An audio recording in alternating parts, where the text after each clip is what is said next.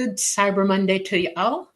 We're coming to you, beautiful city of New Orleans in the state of Louisiana. We are the Lightgate. We're coming on the United Public Radio Network at 107.7 FM and the UFO Paranormal Radio Network at 105.3 FM. We are on Facebook. We are on Roku. We are on Rumble. And we are on YouTube. We have a really interesting show. I want everybody to buckle up. It should be interesting. And I'm just going to say real quick, hi, Carnation. Thank you so much for supporting our network. We love you very much. If y'all are thinking about it, Christmas is coming and this is good stuff. Go for it. Okay, Preston, take it away. Thank you, Dolly. Thank you, everyone, for joining us tonight. Episode 82 of The Lightgate. So excited to be with you tonight. Really excited about our returning guest, Stephen Bassett. Turns out his show is our most viewed show. Lots of movement since he was last on in terms of the congressional hearings and people speaking before Congress. Lots of developments, so this should be pretty interesting, to say the least.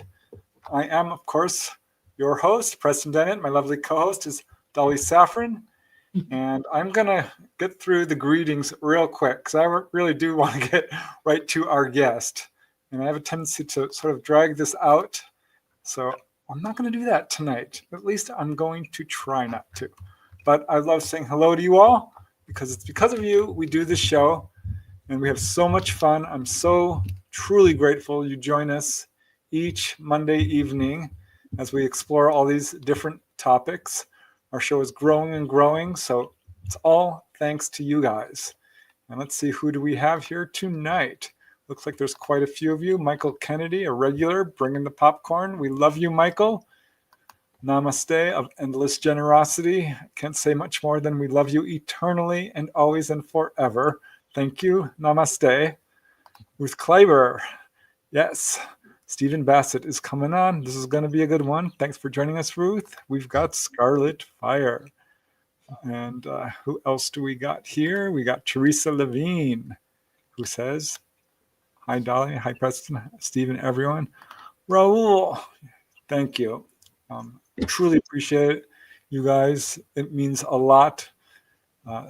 When you support the show, it really does help us a lot. So thank you, thank you, thank you for your very generous super chats. They're always appreciated. Hi, Peak. Happy Lightgate Monday. I've got your question all starred and ready, so thank you for that. We have Dana Matthews. We have all kinds of people joining us here tonight. Louise, greetings from New Jersey. We have Fab22. How you doing? Nice to see you here. Very cool. I know you. We have Christopher Harmon. We have Chameleon UK. I heard Bledsoe sees drones all the time. Think Russia's spying on him too? Everybody's spying on everybody. Okay, Olivia, blessings, love, and light. We've got Pam Harris. We have videos from the underground waiting. I'm not going to make you wait too much longer. I promise. Flubber Lane, I'm here. Yeah, and excited. We have Catherine Jones. We have Octopus with no friends. Very cool. Janie Mashburn. We got Michelle Tawagi all the way from Canberra. Looking forward to today's show. Yes, morning for you, evening for us. We have Bob Thorson. Thank you, Bob. Amazing. Truly generous. Very kind. We love your goodwill and support, so thank you. We've got Grandmaster UV. Hey, what's up, Steve? It's Jonathan. We're all about to watch. Our audience is growing even as we speak. We've got Kaj. We got Luke Shanahan. Oh, wow. From the UFO Files group. You guys, if you check out any Facebook group, there's one you can go to, and it won't be filled with BS and CGI. I mean, honest to God, true information. There's not a lot of Facebook groups I would say that about, but UFO Files is definitely one of them. Check that out. We got Coconut Luck. We have, who else? Leah. We have Lato Total. And Lawrence. And Chameleon UK. Thank you. So very nice of you. Leah, may I ask a question? Yes, please do. We will put a star on it. We can't guarantee we'll get to all the questions, but we're certainly going to try. And the sooner you get your questions in, the better the chance is that we will have a chance to ask them. So let me just get going, because I could say hello to a bunch more of you guys, Kelly Mobley and Valiant Loki, but I really want to get to the show because our guest has so much information to share. It's such an exciting time right now for UFO research, and I mean, so much going on. For those of you who don't know Stephen Bassett, I don't know where you've been. If you're at all interested in this show, the subject, you should know Stephen Bassett by now. He's probably the premier leading disclosure advocate fighting against the truth embargo and the UFO cover-up. We are very happy to have him back on the show. He's on a previous episode, but let me tell you just a little bit about him. He's pioneering and influential disclosure advocate. He's spoken to audiences in 20 countries about the political implications of UAP, ET phenomena, and disclosure. The formal confirmation by heads of state of an extraterrestrial presence engaging the human race. That's what we're waiting for, an actual statement of UFO veracity. He is the co-founder of the Hollywood Disclosure Alliance, executive director of the Paradigm Research Group, a 501c3 nonprofit providing education, consulting, and analysis and political activism for a post-disclosure world. His advocacy work has been well covered by national and international media platforms, major ones including CNN, Fox News, MSNBC, Washington Post, and New York Times. Wow. Such an honor, Stephen. Man, oh man. He's appeared in many documentary films, and his lectures and interviews are well represented on YouTube. In 2013, the Paradigm Research Group organized and conducted a citizens hearing on disclosure. Back in 2013, guys, and this is when we started really getting some movement. That was at the National Press Club in Washington, D.C. Then in November of 2014, PRG launched a 2-year political initiative out of Washington, D.C. that injected the ET issue into the 2016 presidential campaign. And things are moving along. December 2023, Steve co-founded the Hollywood Disclosure Alliance in L.A. This is a new media-centric organization aiming to align those working within the UAP ET research arena with writers, directors, producers, working across every facet of the global entertainment industry. The media is a powerhouse with this subject. There's a lot of influence with that, so this is important. And PRG recently launched an activist program, Shift Storm. Don't forget that F, Shift Storm, seeking UAP hearings as soon as possible before the Senate Select Committee on Intelligence. Now, tonight, Stephen's going to be discussing the latest developments of the ongoing congressional hearings and movements towards ending the truth embargo on this subject of UFOs and UAPs. His links are in the show notes. We will also be displaying them on the screen, but without further ado, let's bring in our illustrious guest into the show. Stephen, thanks Hi, so much. Stephen. Welcome. How you doing? We're all good. We're Still good. here. We're excited to hear what you have to say tonight. Yeah, so much going on. I mean, I don't know how many hearings have been since we last talked to you, but 2 or 3 at least. So Yes. I'm excited. We've had the presidential election. I mean, lots of stuff going on. I'm not sure where you want to start. That hearing with Lou Elizondo, Admiral Tim Gallaudet, Mr. Rich, who really made me mad when you some of the stuff he said. I think that might be a fun place to start, but wherever you want to go is awesome. Look, let me take this approach. The interesting thing about what's happened is that the beginning of all this really is in Roswell in 47 July. And something happened, as you know, we had a crash, and they found debris. They put out a press release saying that they'd got the flying saucer. It was the truth. They put the truth out. God bless them. And within a few hours, almost certainly the word got to the White House. This is not something they're going to keep from the president. So Truman ultimately made the decision, though it's not been confirmed, the historical record is not available to us, but made the decision to have General Ramey turn it around. Turn that around, right? We're not gonna have that out there. And so this event that started it off happened within the context of history at the time. And that context was really extraordinary. It was not normal by any means. And now, 77 years later, that the decision made then is coming to perhaps an ending. And this ending is occurring in extraordinarily unusual times. It's almost like a perfect balance here. It's symmetric. In 47, as Truman is trying to make this decision, should I just tell Ramey to stall a little bit? Let's take a week. Let's talk about it. Let me get with my cabinet. Let's talk to the Department of Defense, whatever. Go over this and then decide what to do. And then he could very well have decided, look, American people managed to get through World War II. They held up pretty well. They certainly went through hell. The Army did, and the people that served. They can handle knowing that there's non-humans flying around in a saucer. I think so, yeah. He could have done that. And but he didn't. And the reason he didn't is because of the extraordinary circumstances at that moment.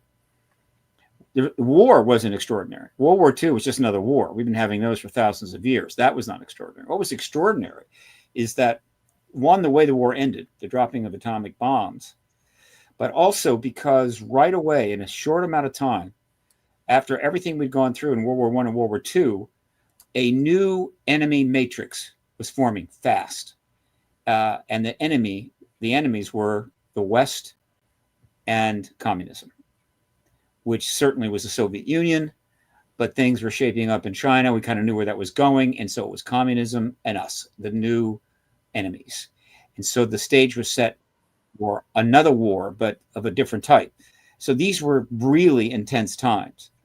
And that's the context in which Truman is trying to make this decision. So now, 77 years later, we're at the point where we could end the truth embargo that he started in 47, but we're in extraordinary times again. It's hard to really fully get a handle around it. But first of all, the population of the planet has increased fourfold. There's 4 times as many people. All right, I've got 200 countries. And the whole nuclear issue is coming to a head. We're close to nuclear war. It's being threatened every day. I say nuclear war, a nuclear weapons use. And then what happens after that? Well, that's in the hands of the militaries and the fine heads of state. We have enormous political upheaval in the United States, comparable to just about any of the previous upheavals we've had. And I guess the Civil War was an upheaval of sorts. It was not just political, but it was pretty nasty. So it's kind of in another class by itself. Certainly, the political situation is extremely unpredictable and unusual. And then, of course, we have other major challenges going on. So we're trying to end what Truman started 77 years ago. And guess what? It's not smooth sailing. History is like that. So that kind of frames the situation. So what is this? What is going on here? What's happened is in 7 years, after 70 years of pretty much stalemate, with slow progress, public awareness certainly slowly increasing, but primarily stalemate. Starting 7 years ago, it starts to unravel fast. Picks up speed. 4 years ago, picks up speed again. And then a year and a half ago, it really takes off. And so essentially, we're coming to the end of this era, the era of the truth embargo. But in order to end it, we have to have disclosure, capital D, heads of state. Without that, we're still just moving forward in the same situation. And we don't have the paradigm shift that we have that disclosure would create, and we need that paradigm shift. So it's been a fascinating 4.5 years. Now, people that are younger than I and you Most see people. this normal. Yeah, it's like, they don't know about Roswell. They don't know about those years and years and years. They don't know about Blue Book and NICAP and the Condon report. They don't know anything about that. They're just going, oh, something's going on here. There's things in the sky. The government's doing something. Whatever. So I get that. They don't fully appreciate the magnitude of this, and that's the nature of being young. right? You don't have to appreciate magnitudes. You just want to have fun and lead your life. But the magnitude is almost impossible to properly measure. So in the span of this 7 years, we have had about 9 to 10 hearings. Prior to 2023, we hadn't had a hearing for 55 years. That's what I mean by coasting, right? Stalemate, 55 years, no hearing, in spite of everything that happened in those years. And then we've had like 9 or 10 or 11. Some of them were just basic, 1 or 2 staffers coming up, maybe even didn't take the oath, but they were testifying to a member of a committee in a committee setting. But we've had 2 very significant hearings, the real deal. One July 26 last year, House Oversight Subcommittee, and then November 13 this year, again, House Oversight Subcommittee. So they were essentially separated by, almost 15, 16 months. But in the meantime, there were a number of other hearings that took place, not as important, but yet they were happening. And then the final one was on the 19th of November, and it took place in the Senate. Another hearing in the Senate. Once again, primarily championed by Kirsten Gillibrand and Senator Ernst. And this one had one person testifying, and that was Kozlowski, the new head of Aero. Now, I was at both of these hearings in the room. The first one was tough. I knew the ropes. I knew what to do. So I got in touch with a number of key people, and I said, look, if you want in, this is what you got to do. I sent them a direction sheet with all the stuff. And so, we showed up at 5 a.m. We had warm clothes, right? Some of us had a little thing we could sit on and so forth. And it took 6.5 hours for us to finally get in that hearing, but we made it. Primarily because they put in more seats.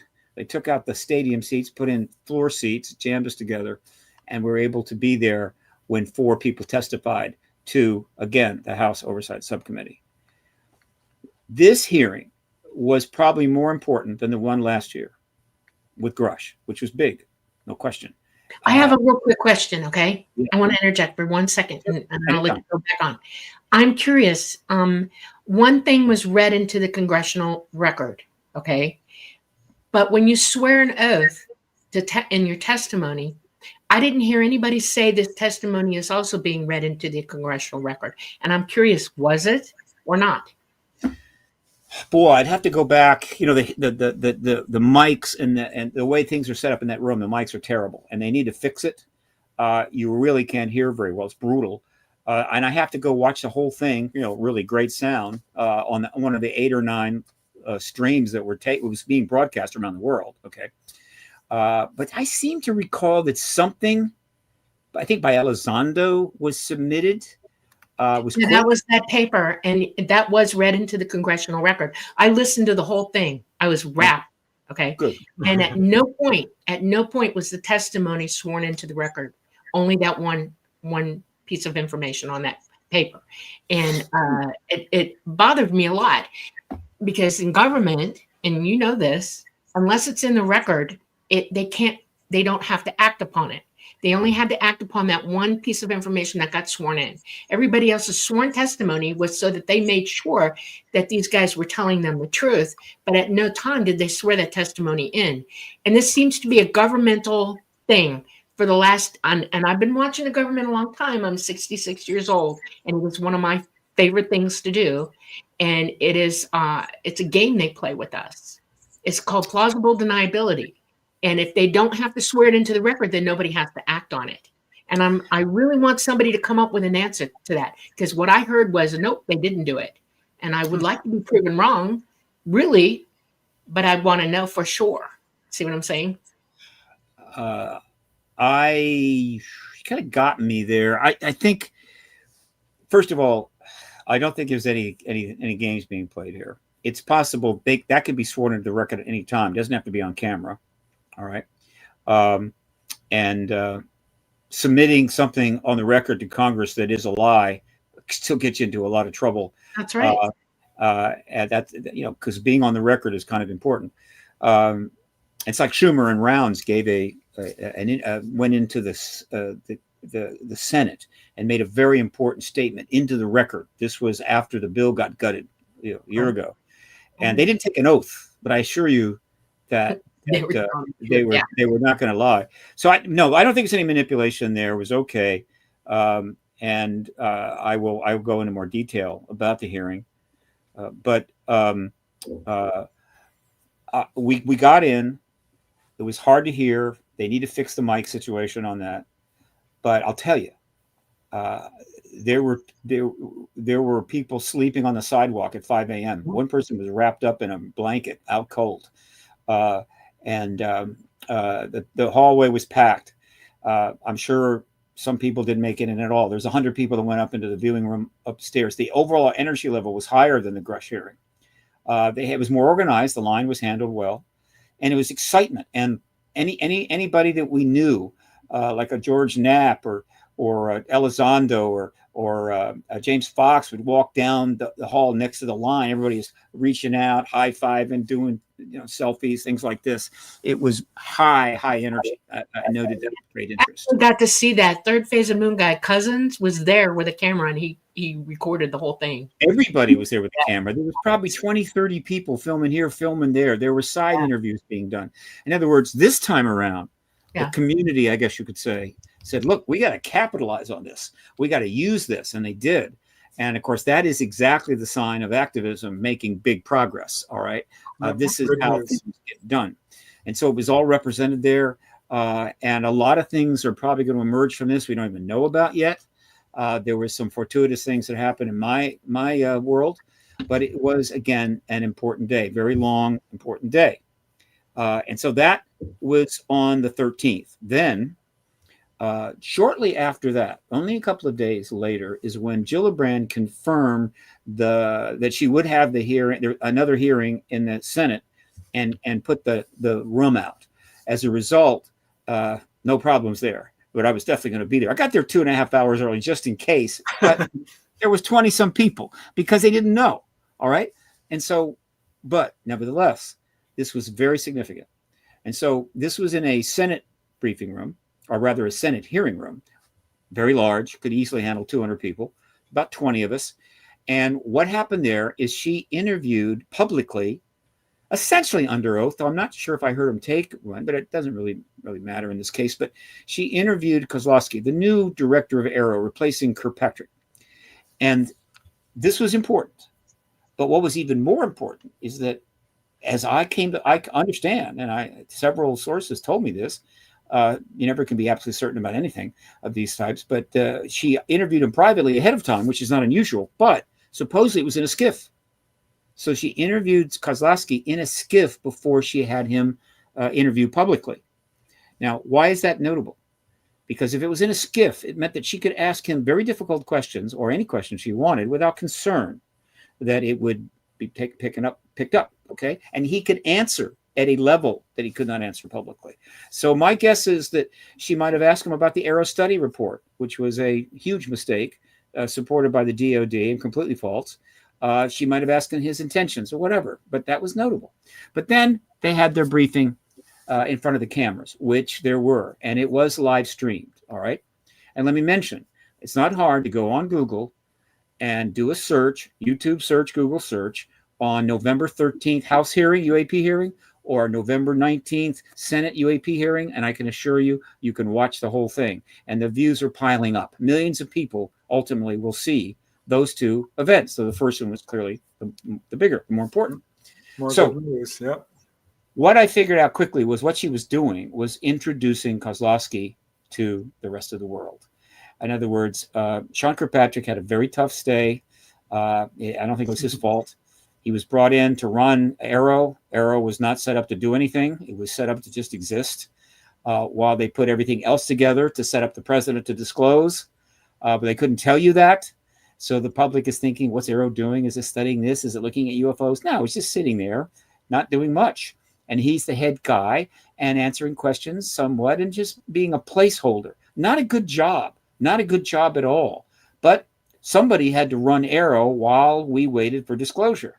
But what he didn't know, what the government probably did not know, as they're pursuing this orderly process leading to disclosure, is that David Grush was going to turn up. David Grush was a black swan event, a wild card, and he really threw the deck in the air. They knew about him. They knew that he was unhappy. They knew he'd gone to the inspector general. They knew the information he had. But what they didn't know is that he would go public without asking permission. And that's what he did. And he did it in an orderly way, kept quiet for some time, working with Leslie Kean, Ralph Blumenthal, and also ultimately Ross Coulthard.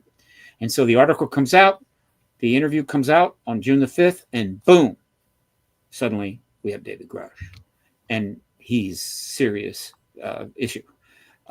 He basically confirms non-human bodies, non-human tech, which confirms the extraterrestrial presence, which confirms Roswell. Okay, big deal. So, what does that mean for Arrow and Kirkpatrick? Awful, awful, awful, awful. You are the director of the organization that's named All Domain Anomaly Resolution Office. Here's something to resolve. Mr. Kirkpatrick, what about those non-human tech, non-human bodies? He can't talk about that. No way he can talk about that. He can't even touch it.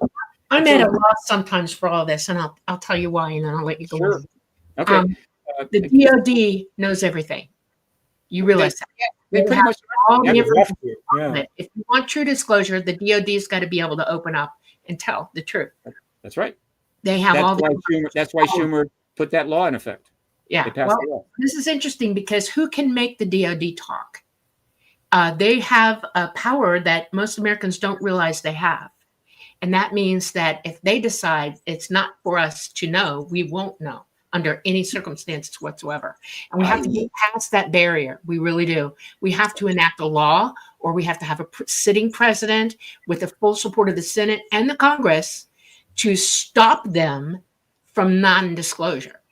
That's, in my mind, that's where we got to go, period. Well, you're right. And that's exactly what was happening. We had three pieces of legislation, each one bigger than the other, signed in 2020, 2021, 2022. And then it's time for the fourth one.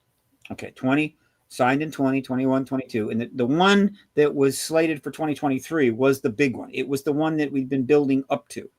It came out of the Senate Intel Committee. It had support from Warner, had support from Reed, had support from all of them, basically. I forget Reed was the initial sponsor, but ultimately, that thing got jacked up to become the UAP Disclosure Act. And that was submitted, all right, as the bill for that year. And interestingly enough, the person that announced that UAP Disclosure Act was not a member of the Intel Committee of the Senate. It was Chuck Schumer, the Senate Majority Leader, member of the Gang of Eight. In other words, by the president, is it enacted? Was it signed by the president? The bill was changed.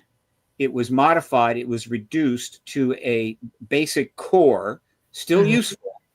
And that was signed by the president. The other half that was stripped out were the powers. But had that bill been signed at that time, that would have been 2023, would have gone into effect early in this year, then it included everything that was necessary to, quote, force the DOD to do what we want it to do. All right. In other words, the bill laid out how everything was going to come forward, when it would begin, where it would end up, the National Archives, the process by which something would be held back, how that would be accounted for. All right. It gave subpoena power to a review board, as well as certain key members of the House and Senate. It also included eminent domain, which shook the troops. In other words, that was the bill. And so if that had been signed, the process would have gotten underway. And those in the Department of Defense that didn't want to cooperate would have ended up in front of a hearing, right? Having to account for that. And ultimately, if subpoenaed if necessary, and if they didn't show up, they'd be jailed. In other words, it was over. That didn't mean that they were just going to open everything up. But that bill was designed to end the truth embargo. And the DOD knew it, and the defense contractors knew it. Okay. But that is exactly what it's going to take to do what you want, Dolly. And that's what Schumer wanted. And it's even bigger than that. You see, history will feast on this. I wish I was a writer. But what happened that short span of time was amazing. So essentially, On June the 5th, Grush comes forward, blows everything up. I mean, it's just, whoa, right? This is unbelievable, right? Now, immediately, he's attacked. Kirkpatrick has to attack him because he's put Kirkpatrick in a terrible position, right? Somehow he's got to undermine Kirkpatrick. Otherwise, people are going to ask him, Sean, what about the non-human tech? Can't talk about that. So he attacked him. That didn't work, all right? He continued to get threats, but that didn't work. And so ultimately, his testimony comes forward. They reveal his medical records because there were issues there. There could have been a problem. That didn't work. And so essentially, Grush's story is out. And for anybody that's got basic common sense knows that we're not alone. And there was a crash vehicle in Roswell and we have bodies. Okay. But that's still just Grush. All right. And it's still not firsthand testimony. And there's a lot of people dealing with this.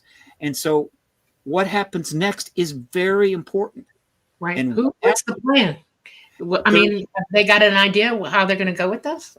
Well, what happened? Well, there's a lot of people that have ideas how it will go. What finally gets executed remains to be seen. But we know what happened then. It took 39 days. 39 days after Grush's testimony on July the 14th, out of nowhere, Schumer shows up. And he says, I'm going to tell you about the bill that's going to be put in this time. And he then goes about describing the UAP Disclosure Act. Notice the name. It is not called the Disclosure Act by accident. That was intentional. All right. I like to think that it was a hello to me and maybe some of my colleagues. In any event, Disclosure Act and all that was in it, including the force majeure eminent domain. So that is on the 14th of July. It was submitted in writing up to the Senate on the 17th. So in that moment, so 39 days goes by, two huge things happen, which historians are going to feast on.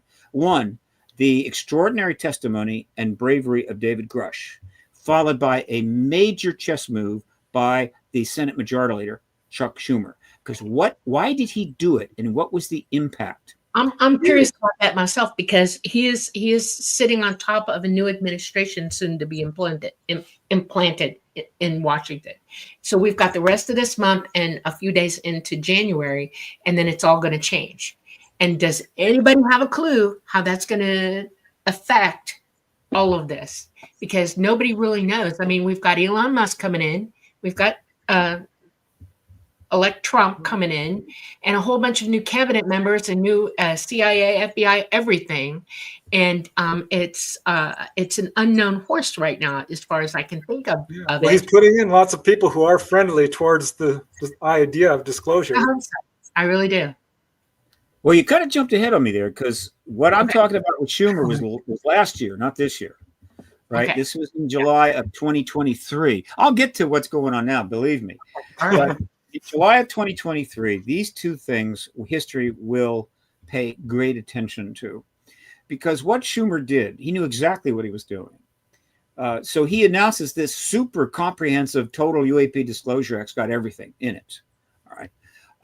Including, and this was probably the single most important thing, eminent domain. So he didn't need to do that. He didn't have to have eminent domain in there. That could be dealt with years from now. Can you explain what that means to people who might not fully understand? Eminent domain is a process under law that can occur at the federal level, state level, and I think maybe even at the county level, in which a government, if it serves the common good to a sufficient degree, can take ownership of. Usually it's involving property, right? But it can be other things, but it's usually property, fair market value for it, and take it because it serves the common good, not just because they feel like it. Basic thievery in a way. Legal thievery. Eminent domain also includes intellectual property. It is it's usually property, real estate. And the typical case is they got to make a freeway, right? Okay, you got to make a freeway. I mean, you can't wind a freeway across the country like a snake, and so they do that. Most people understand that they have the right to it. That doesn't mean they'll exercise it, but if they want to, they can. And so when he declared eminent domain, what he wasn't saying we're going to take all of any non-human tech that is in the hands of private companies or public individuals, private individuals. But we are exercising we're putting into law the fact that we have the right to do that. Now, he did not have to do that. He could. The rest of the bill was fantastic. The eminent domain is a separate issue. So why did he put that in the bill, knowing that it was going to be problematic? Again, we're talking chess at the grandmaster level. Okay, very smart man. By adding eminent domain, he backed up Grush 39 days later. So Grush is getting all these attacks and all this stuff on the trolling on the internet, and suddenly he backs him up. Why? Because you don't put eminent domain into a bill claiming that you have the right to take non-human tech and non-human bodies from defense contractors unless there's non-human tech and non-human bodies. He just acknowledged it. He just confirmed it. And so he confirms Grush, thus backing Grush up, right? And taking pressure off of him. He also backs up the Senate Intel Committee, which he's not on the committee, and saying, I'm the Senate Majority Leader. Obviously, I'm fine with all that stuff they're doing over there. There was legislation they're passing. In fact, I have jumped into this, all right, with Senator Rounds, who is on the Intel Committee and on the Senate Armed Services Committee, and we're putting in the master bill. All right. Now, what's the other thing he did? He knew he was going to force the Department of Defense's hand. He knew that this, but up until then, it's a little of this and a little of that, and they just dodge and weave and jerk and jive and whatever, and they're still standing, right? They're good. He knew this was going to force their hand. They could not dodge this. And so exactly what happened is what he expected, is that they had to push back against this bill, and they had to do it in a way that it was almost certainly going to go public. Now, as it happened, I have one more question for you. Okay. Sure. By the way, I am a chess player. My father was friends with Bobby Fischer, and I learned to play chess with Bobby Fischer. So I'm a thinker. Okay. Yep. One of the things that concerns me about all of this, and I hear what you're saying, but I want everybody to consider something. If you're going to go this path and you're going to go this way, and they're going to look for eminent domain so that they can pull this information away from them, you have to understand that the door swings both ways. Okay. And they may actually be moving things into a way where the DoD takes control of everything, because they may not have absolute control over all private contractors and all pieces of information. See what I'm saying?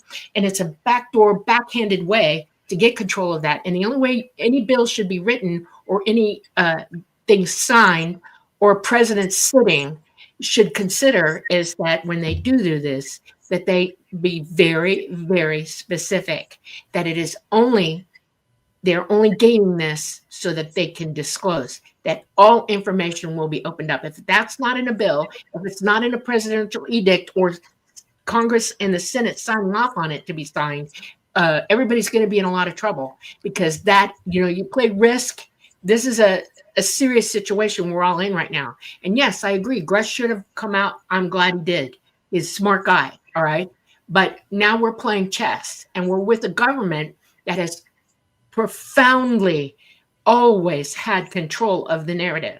And you have to wonder, if you've got that much control, whether they're going to go do anything they can to retain it. And this is one way they can, by eminent domain as well. And I want everybody to be aware of that. It's worth pointing out that eminent domain means the government has the right to claim that, take that tech and decide what's going to be done with it. Doesn't mean that they could come back and do a joint venture partner with one of these companies. The company could still make money, but ultimately it's going to be the government's decision how the technology was going to be developed, because it may be that the companies, right, would handle it in such a way that would not serve the public good, because we're not talking about just another widget here. We're talking about transformative science and technology. But it's also worth pointing out that, say that they took eminent domain and they handed it to the Defense Department. The rest of the bill is about everything coming out of the Defense Department and going public. So eventually it's all going to go public. The bill was not a ruse. It was pretty straightforward. But I will say this. He probably knew that they were going to pull the eminent domain. And that, again, was the chess move, because there were several ways it could go. One, eminent domain wasn't necessary, but it was a bargaining chip. He knew the bill was profound, And if they really pushed at it, they could trade eminent domain to keep the rest of the stuff. All right. That was one possibility. Secondly, he knew that if they pressed back, it was going to go public. And why is that important? It's really simple. And we did find out. We found out that the defense contractors were sending their lobbyists up to talk to some of the big shots in the House and the Senate, pretty much Republicans, basically saying, you've got that bill. Right. And it got around. We knew it. We don't know the names, but we knew it was happening. So it was publicly understood that defense contractors were moving to defend their rights to access and develop non-human tech. In other words, he got the defense contractors to also confirm that we're not alone, that we have non-human tech and non-human bodies. So he pulled that off. Plus he outed them. All right. And so all good. He also sent a message pretty much to everybody throughout the entire government that, like, I'm a member of the Gang of Eight. I'm a Senate Majority Leader. I'm now all in this too. So it's time for you to start getting your ducks together, get lined up, because you're not going to win this. You're going to lose this ultimately. Fine. Okay. Now they pushed back. They managed to get all the powers out of the bill, including eminent domain, but they left the basics there. The bill started to function along the time frame, and guess what? They have set up a UAP section in the National Archives. You can go there now and find it. Just, search UAP, and stuff is starting to slowly move its way there. But obviously that's not the same thing as that major bill. So all of that happened in the span from June the 5th, then his statement on July the 14th, right, hits like a boom. And then before they could even get the pushback, the House makes its move. And holds the July 26 hearing with Grush, and now brings him in. It puts everything that he had told the World Coulthard and Blumenthal and Keane under oath. And of course, huge splash, big deal. So that's on July the 26th. So in that span of time, the world is shifting. Major things are going on. The defense contractors have had a win, but the truth embargo has had a major blow. All right. So we get through the end of the year. Huge amounts of media. I logged in the most media ever. I think 1,800 articles in 2023. That's triaged out of 3,000 articles. You can find them on my website, paradigmresearchgroup.org, under print media archive, and go read all 1,800 of them. All right. Huge amount of press. And then we come into 2024. And so what is happening there is, let me put it this way. Well, first of all, let me jump back. One of the most important things that develops in 2023, I think starts late 2022, is that a group of individuals in Congress gets real serious about this issue. And of course, in a way that has never happened before. All right. And of course, we're talking about the members of the House Oversight Subcommittee on an array of things, including national security. And there were three members in particular that led the charge, and that was Tim Burchett, Anna Paulina Luna, and Nancy Mace. Now, it's not significant, but is worth noting that all three of them are very, very conservative Republicans, all right, without question. And they are very tough. And they got into this issue and absolutely just grabbed it by the throat. Burchett was going on TV several times saying there's ETs here, there's UFOs here, there's the non-human tech here, non-human bodies, the government's covering it up. Etc. He's saying this over and over. All right. So they have really taken the bit. Eventually, they created the first UAP caucus in the history of the country. Right. Still, not too many people in it, but there is a UAP caucus in the House, and so that is now a thing. And so the House is involved in this issue in an open, formal way, led by the members of the UAP caucus, most of which are at the House subcommittee. I have a really big question about that. I have a question, and you brought it up, so now I'm going to go for it. National security, okay? And we're in a checkmate move right here, right now, because if this becomes a national security threat, if that's the way this narrative is going to go, the government will lock down on everything. There's nothing you'll find out at that point. It will become a war. And I'm curious because I want to know you personally. I'm going to ask you first. What is your ideas about that? How do you feel about whether ET are possible friends or foes? Where are you on that decision-making plane? Okay. let's see. Let me see. You said two things there. Okay. First of all, let me point this. I mean, I'm following this pretty closely. All right. And while I understand the concerns that people have, and I'm on social media, all right, the idea that the government is moving towards declaring this a national security shutting down, it's not there. Not seeing it. Don't see any significant movement in that direction at all. In terms of my opinion, Grush used those terms, implicitly used those terms, that this could be a national security threat. Point blank, he said it at least 20 times that I've heard in different arenas. And it's kind of the title of Lou Elizondo's book, too, Imminent. Yeah. Well, that's just no. Imminent can mean anything. Let me clarify. Look, I understand it. There is the language of negotiations. There's the language of diplomacy, and then there's just language. All right. The process that is going on right now, it's been going on since 2017, is extremely difficult. Kind of like nuclear arms negotiations, right, or Middle East negotiations, whatever. It's really hard. There's a lot of interested parties. There's a lot of people that have a stake in it. There's a lot of people that oppose. And so consequently, it is a very difficult thing to do. And in order to do diplomacy and get outcomes, you have to stay between the lines. You have to use certain language. You have to just follow, you have to follow protocols. Okay. In terms of the ET issue, one of the important ways that this has been able to move forward, particularly in Congress, is the potential threat implications of the ET presence. Okay, that is exactly what it is, a potential threat implication. It's a legitimate thing. It's also the case that the knives and forks in your silverware drawer are a potential threat. That doesn't mean you're going to lock them up or throw them out the back window. It just means that they're a potential threat. And that language suits the issue well. If you're a member of Congress or you're a journalist trying to get an article in the New York Times and you are being told that this is a potential threat, then it deserves consideration and you write about it. Okay? Now, in the back and forth and all the chaos that goes on, it's not uncommon for somebody to leave off the potential and just say threat. Okay? The ET thing is a threat.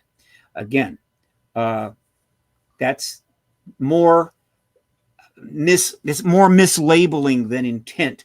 A hammer sitting in the garage in a toolbox is a potential threat. In the hands of somebody holding it over your head, that is a threat.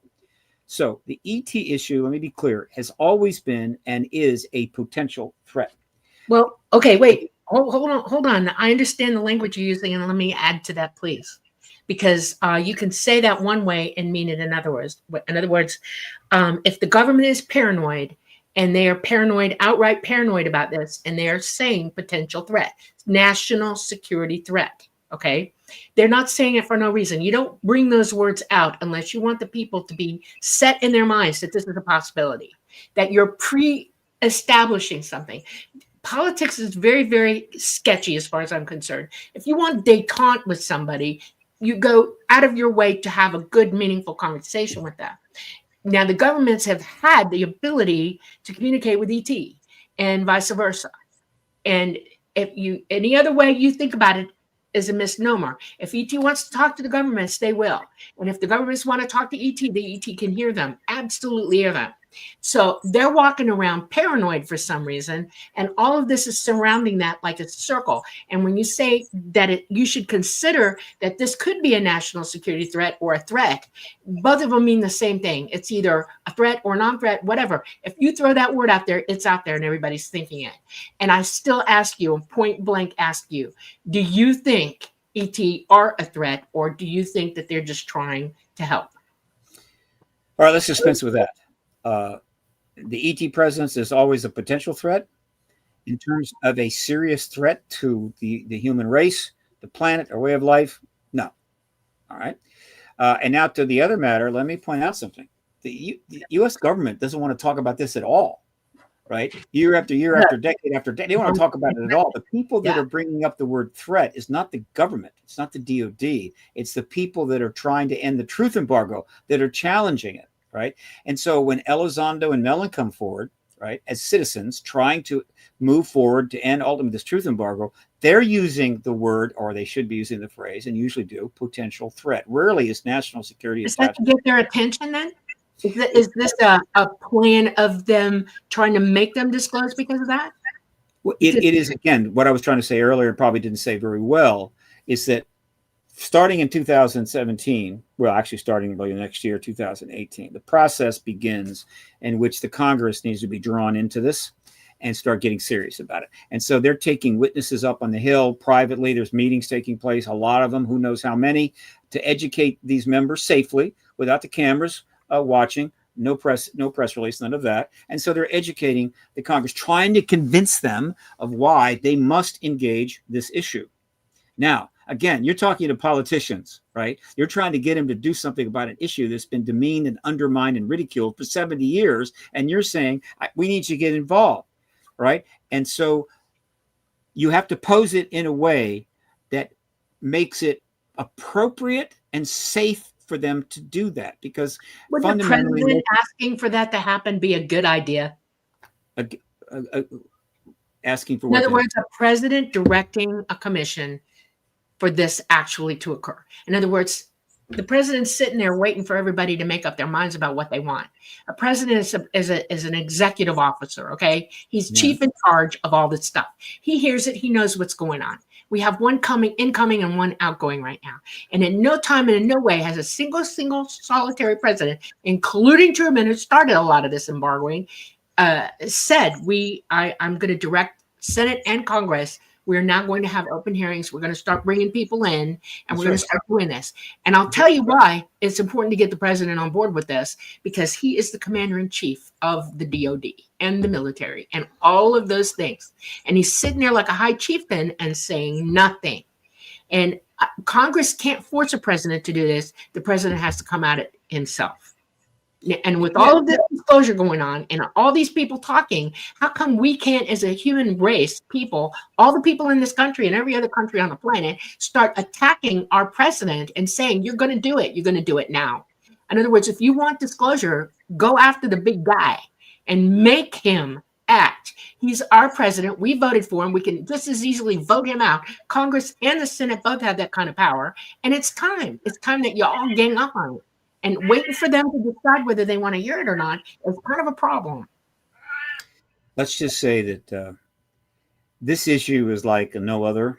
Yeah. And the idea that you can use standard activism on it, such as the civil rights movement, the women's movement, and so forth. I remember after the inauguration of Donald Trump, the next day, 500,000 women showed up in Washington to make a point to the president-elect that they were not happy about the attitude of the party towards women's health rights and so forth. And you've had other marches like that. This issue is not like that. No. We're talking about something that cuts to the core of national security. It was born in the heat of the beginning of the Cold War. It is tied to nuclear weapons simply because it's obvious, but then the fact that they shut the nuclear weapons down ties it even closer. And so in order for the president cannot independently engage this. The president has the right to. Clinton was prompted to make a run at that. It didn't go anywhere. Now, Clinton, to go back to that time, if he had wanted to, he could have confronted the DOD, which is what Hillary might have done if she'd had to, but I don't think she would have had to. I think things are lining up pretty well. And what the president does is really simple. Any president could have done this. Call in all the appointees, all the appointed people at the Department of Defense, the top people, all right, and say, here's the deal. I want all the UFO files made available to the executive branch for review within 90 days, all of them. And if you don't have them here in 90 days, I'm firing every one of you and replacing you with new appointees. And if they don't do it, I'm going to fire them and replace them. And if the president had gone that far, it probably would have happened. It would have been, though. And do it publicly, too, on camera, in front of the... Yeah, so, or you might attempt, or an assassination might be attempted. It's a real sticky wicket. It really is.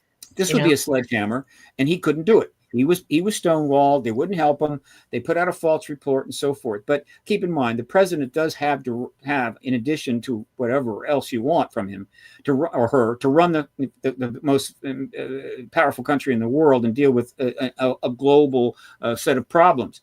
And so it hasn't happened. The idea of it coming an alone act by the president, it just structurally could not happen. Is it possible? Yeah, but it wasn't the way to get it done. The way it needed to get done, always going all the way back to the two little hearings we had in 68 and 66, is through the Senate. It's through hearings in the Senate. And the best analogy I can give, and again, there's nothing that's quite like this issue, is that at one point, a number of years ago, the Republicans had a problem. They needed to get rid of Richard Nixon, and they knew it. All right. Major problems were developing. It was all going to go south. What are we going to do? Right. Now, they could have just gone up there and said, Dick, you just need to step aside. That wouldn't have worked. And so what they had to do is they had to hold major hearings. And I think it might have been the House or the Senate. In this case, it didn't matter. There might have been both. In any event, the Nixon hearings were huge. They were televised. They were seen all over the country. The room was packed with people and news and cameras. And this went on for many days. And it was because of those hearings, they then could walk up on the Hill, walk to the White House and say, Dick, look, everybody's kind of got the picture now. It's all over the country. You need to step down. And he did. This is even bigger than that. In order to get disclosure from the president, you have got to establish the platform on which the president can stand. And that platform can be a number of things, but basically it needs to be Senate hearings, right? In which you have high-level people with high credibility testifying under oath, many firsthand, to the evidence that we've all known about for 70 years, but have never been able to testify in front of Congress. Now, the way the world works now is you hold a hearing of that magnitude, and it's going to be seen by tens of millions of people all around the world. And so now this whole thing is hugely in play. You've got witnesses that have pretty much given the information. You've got members of Congress that are participating. When you get to that point, the president can now walk out in the East Room and say, I have watched these hearings along with the rest of you. I have talked with my top leaders. I have talked with my advisors. I've made some phone calls, and I can confirm what you have just learned. We do have non-human tech and non-human bodies. This is a major deal. I'm going to support this information getting out. Thank you. We'll talk again on Monday. That works well, but they had a second problem. It wasn't just enough to set the president up by major hearings so that the president could come out and make the confirming announcement. They had to set up the infrastructure that was going to deal with the unbelievable explosion of interest the day after that announcement. Because the day after that president makes the announcement, the whole world is coming to our door and to the door of every other head of state of any major nation with 10,000 questions. There is all kinds of things that need to be dealt with. And so in order to be able to have the president do that, in addition to that, you had to set up the infrastructure, meaning you needed an arrow. You needed legislation, okay? You needed NASA involved. You needed other entities involved. You needed to show a fairly cohesive effort on the part of a broad scale of government all ready to go day after disclosure. And that is exactly what they've been doing. And people say, well, it's too hard. We need to take a quick station ID break, guys. Sure. So let me just interrupt you for just a quick second here. This is fascinating stuff. But I want to remind you all that you are watching The Light Gate. I'm your host, Preston Dennett. My lovely co-host is Dolly Saffron. Our guest tonight is Truth Embargo UFO Disclosure Advocate Stephen Bassett. You can see his links in the show notes. We've been talking all about the whole process of disclosure, beginning from Roswell onward. Lots of movement recently. We are streaming live on several platforms. We are on the United Public Radio Network and the UFO Paranormal Radio Network at 107.7 FM and 105.3 FM, streaming from the beautiful city of New Orleans. We are on Roku. Check us out there. We're on Rumble. We are on YouTube. We are on Facebook. Huge shout out to Carnation for supporting us. We love you very much. It means a lot. And yeah, let's get back to the show. But I do want to make a quick comment before we do, because I'm not getting much words in edgewise, and I want to just make a Not my fault. Not my fault. No, I love it. Don't get me wrong. This is awesome. I'm loving this conversation. What's on your mind? The previous congressional hearings we had were very much focused on just proving UFOs are real.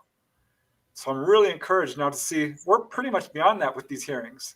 They're still kind of the first about 70 what years was all about that. I mean, that was the reason the truth embargo succeeded, and there are many reasons. And if I get $10 million, I'm going to put together a documentary.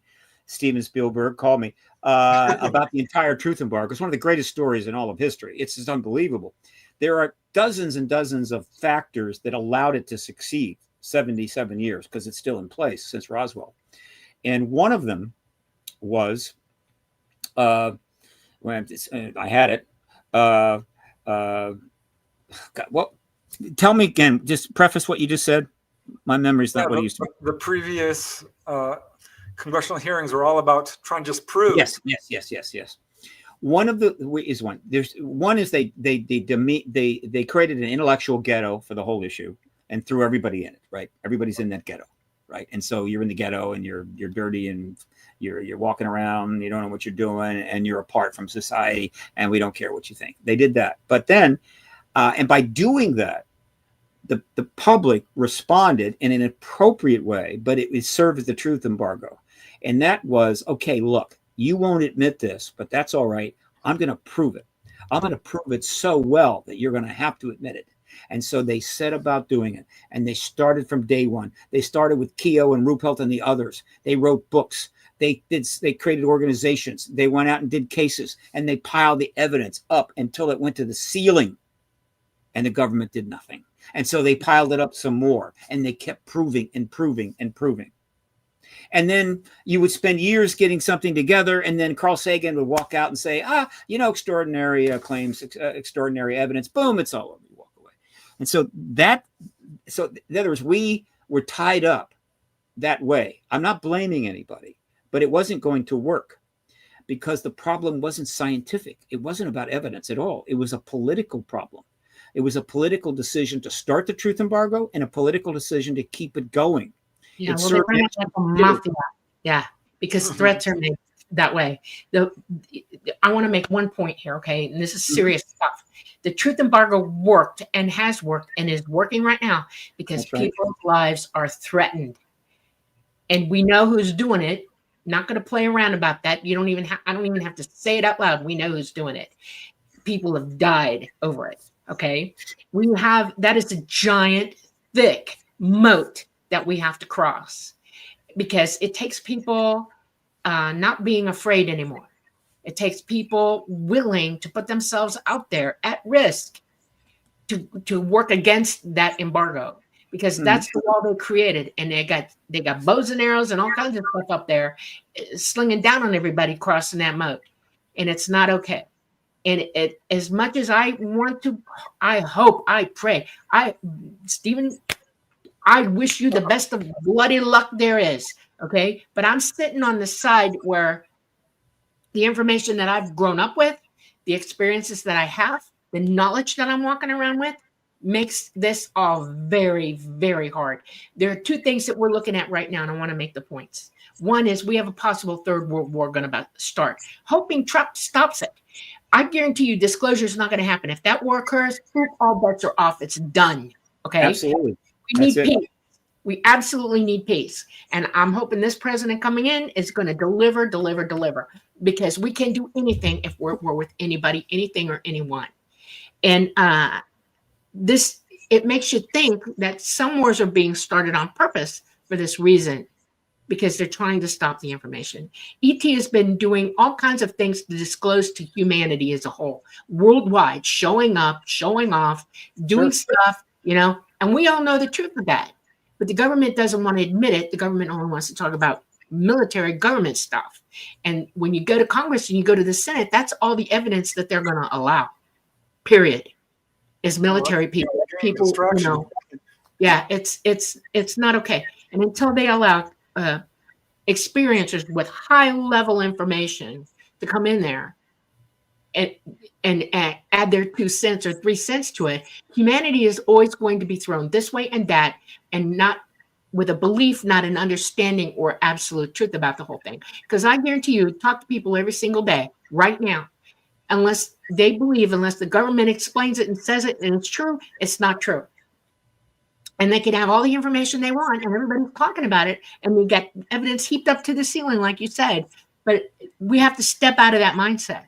We already know the truth. We just need the government to explain to us why they haven't told the truth. Well, ultimately, they will have to explain why, but first they just have to tell I'm it. on your side. I really want you to get there. I really, really do. But let me soften some of this a little bit. Okay. In the very early days, there's no question that those that wanted to go rogue on this matter and get this out. Let's talk about the first 10 years, 47, 57, 60. They probably had a rough time. And there might have been the odd fatality, but I don't think it was much. In the aftermath of World War II, the frame of mind of the military was totally gung-ho and national security, and most people didn't want to do anything to thwart that. We had a clear threat. And so I just don't think there were many people like me. Now, there were people in the UFO issue, no question. We know many of them. By and large, they had a difficult time in some cases, but nothing compared with the typical activists in Russia goes through right now. Secondly, that's all changed. I mean, it's totally different. We've had astronauts say there's an ET presence. We've had businessmen say it. We've had Gallaudet. No, Gallaudet didn't do it, but Gary Nolan did. He's a Nobel Prize nominee. It's hard to find people that haven't gone on television and say there's an ET presence. I've been at this for 28 years. I've never been bothered, never been threatened, never been bothered, never been harassed, nothing. All right. I know a lot of colleagues say the same. Now, that doesn't mean there isn't some of that, but overall, we are so far further along than we were 7 years ago. In the last 7 years. Now, the first 2 years was kind of slow. That's because a lot of it had to be behind the scenes. So the media was getting involved and building up a lot of coverage, which was good. All right. But once the Congress got enough briefing behind the scenes, they decided to move. And interestingly enough, the first move that took place, right, in terms of legislation, all right, was in fact Marco Rubio that went ahead and said, look, let's put a little piece of legislation into the COVID bill. And so that was put in 2020, in July. In 2020, it was signed by President Trump in December of that year, the first bill. Now, Rubio stepped back from the issue after that because the Senate changed hands, went to the Democrats, and he had other plans. But in any event, he started it. And then the Senate continued to put that legislation out. The media continued to grow. More people were going in front of cameras and saying it's real, it's true. So overall, it's been a fairly steady process heading to disclosure. But still, in order to get the preparation done, to get the people on board, members of Congress and so forth, it needed to be cast in a comfortable way, and that was a potential national security threat. And the other thing that they talk about a lot is a potential threat to the airways. In other words, they might crash into some of our airplanes. I mean, that's another reason to look at this. They don't crash into our airplanes, but it's a reasonable reason to get into it. You can't, as a politician, walk out in front of the cameras in the Dirksen building and say, look, the damn ETs are taking people out of their bedrooms at 2 a.m, and they're taking them up to craft. They're sticking needles in them, and they're creating hybrid children. And we've got to deal with that. That can't happen. Nobody's going to do that. It's not going to go anywhere, even though it's true. And that is the nature of negotiations. It's also the nature of chess. I'll tell you what else is true, and this is where some experiencers are on a level that is above that. We got not just gun footage, cameras. Right. Seeing one of those jets has got 1060p, unbelievable color, 3D, all of it, and they've seen things and done things that you don't know about because ET has flown with them in mass, 4 at a time sometimes, surrounding jets, flying with them and showing them what they're capable of and letting them have a very, very, very close-up view of their abilities. And they do it for a reason, and yet you all aren't privy to it at all. It is that the point is this: when they shut down a nuclear facility, it's because they're trying to draw attention to a potential threat of our own, to ourselves. I agree. When they show up on the jets and they're showing them what they can do and harming no one, they're showing them a potential threat to themselves, what they could do to themselves. There have been 2 crashes that I know about that were caused because the pilot freaked out, did not believe they were friendly, were told they weren't friendly, and actually caused their own demise. 2 jets that I know about, personally know about. It is not okay. This government is playing games with information that we should know about. They are playing games, absolutely playing games. ET has done nothing to anybody to hurt anyone. They've tried to show the governments on this planet, not just us, everybody, what the potentials are, the scientific, absolute truths that we're all facing right now as a people on this planet. And it's not going to take, I'm telling you, we need to go in there with a clear mind and a clear set of knowledge ourselves before we meet these people and start talking to them, because the whole story is not being brought forth. The whole story isn't, because there's information out there that they don't even say in Congress have not yet. And that is, we have things going on in our solar system, in our galaxy, that are causing things to happen to us right now. And we're not being told the truth about that either. They walk around it. They're not saying. This is serious stuff. And it's like they don't want experiencers talking, because I guarantee you 80% of all experiencers know this story. They know the truth about it, and they don't want it to come out. There is an agenda on top of everything else. And if you want to go force somebody's hand, you need the whole truth and nothing but the truth when you face them off. That way they can't come back with a national security threat. They can't tell you ET's evil and they're about to kill everybody, because I guarantee you that's a possibility. That could happen. And we are all sitting here going, we need to know. And we need everybody to have a say in this. Not just a few people, not just a few government employees. We need all the people in on it. And I would challenge you to start thinking that way, and consider bringing real, honest to God experiencers in, verify the veracity of their stories yourself, go through, vet them, and then bring them up and let Congress bring them up where? Into Congress to talk. They will have their day. I hope so. But it will not be until after disclosure. I mean, there's so much evidence out there. They will have their day. In 1962, I mean, this is an important event. I just want to mention real quickly. Joseph Walker launched from Mud Lake, Nevada, getting a record high altitude flight. And he had cameras around his plane, and there were 5 craft above him.